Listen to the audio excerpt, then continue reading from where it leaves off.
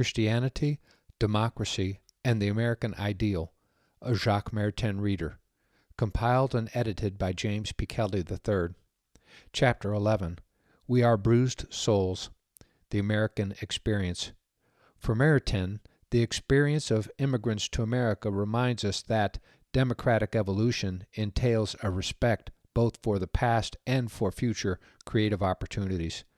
The sufferings of past generations of immigrants to America give rise to memories, traditions, and hopes that inspire new generations. As Christians become marginalized in secularized Western democracies, it is instructive to reflect on the methods employed by immigrant and other minority communities to thrive in a hostile society. Likewise, as it suffers indignities at the hands of the international community, America should seek to preserve the cultural and spiritual traditions that, in spite of protestations to the contrary, have so well served the world. Only in the context of the gospel does such suffering and hope for the future make sense. We are bruised souls. These words were said to me many years ago by a great American for whom I have profound respect and affection. They struck me in an indelible manner.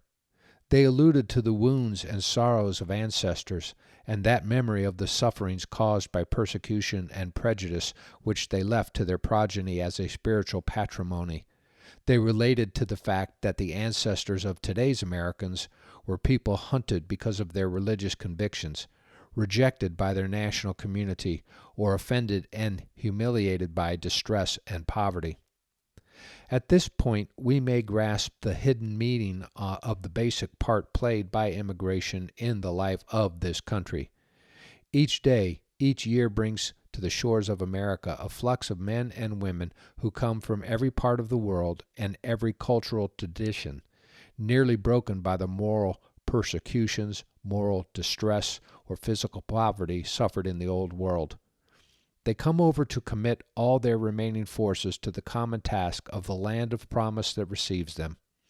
Their children will be told of their sufferings and keep them in memory, but they will share in the youthful force, hope, and activity of their new national community. They will embark on the pursuit of happiness.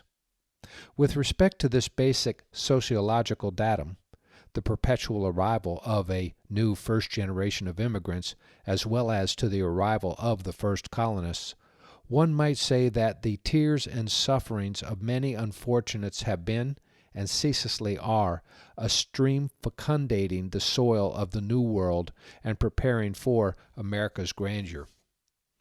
The extraordinary fact is that these tears are not shed in vain.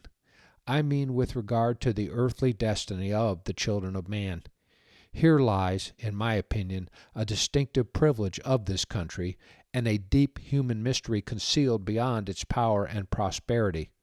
The tears and sufferings of the persecuted and unfortunate are transmuted into a perpetual effort to improve human destiny and to make life bearable. They are transfigured into optimism and creativity. But what is the objective meaning of that transmutation of the sufferings of the poor and the wounded into a new strength and a new hope, if not a Christian meaning projected into the sphere of temporal, social, and political existence? Except under the shade of the gospel, such a phenomenon could neither take place nor make sense in human history. I spoke a moment ago of the spiritual importance of immigration for this country. Probably, immigration will pose more difficult problems in proportion as the country becomes more populated. It is to be hoped that that strange source of insuperable strength and energy, which comes from the influx of the poor and the humiliated, welcomed here to live a worthy human life, will never cease to vitalize American civilization. Without this humble source, namely the tears and sufferings of the poor pouring into the flux of American life, and transmuted into human energy, America would lose an essential ingredient of her spiritual identity. The supreme value in the American scale of values is goodness, human reliability, goodwill, devotion, helpfulness. Hence that American kindness which is so striking a feature to foreign visitors.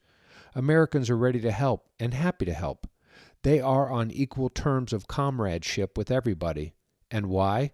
Simply because everybody is a human being, a fellow man. That's enough for him to be supposed worthy of assistance and sympathy, sometimes of exceedingly thoughtful and generous attention. When you arrive in this country, you experience in this connection a strange, unforgettable sense of relief. You breathe more easily. From the very beginning, the European peoples dreamed of America as the Fortunate Isles, the land of promise here below. America can give them goods, food, and industrial equipment. They will take them, of course, but they will never be content with them, and never be grateful to America for them.